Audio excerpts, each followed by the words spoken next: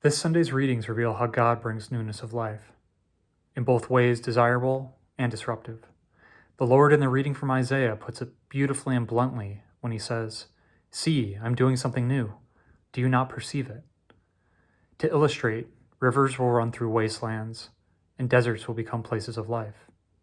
In his letter to the Philippians, Paul forgets what lies behind him, straining forward to what lies ahead toward his new life in Christ. And the divine newness at work in the Gospel of John almost speaks for itself.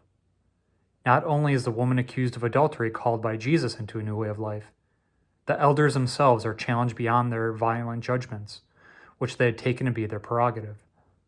In our faith, then, we are called to perceive the new and enter fully into it.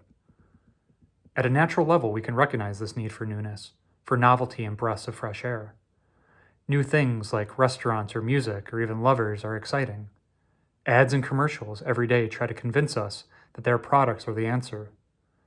If we all can recognize this, why is it so hard to entrust ourselves to the newness of God? Maybe it's because we humans are prone to divided hearts and contradictory desires. So while we want what is new, just as often we want what is familiar. Familiar things comfort us and are dependable, and in a world full of stress and unpredictability, it's natural that we turn to reliable comforts, like ordering a deep dish pizza after a long day of work. But how do you discern between what is life-giving and what is stagnating? Recently, as a result of a car rental snafu, I found myself in a first-class seat on a flight.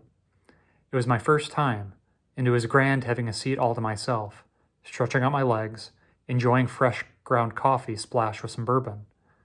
Despite the imposter syndrome, it was the most comfortable flight I'd ever experienced, and it got me thinking. If I had the money, the more privileges like this I'd probably want to buy, because privilege brings comfort, and who wants to be uncomfortable? I'd probably get upset having to fly coach. Humans naturally want to protect their privileges.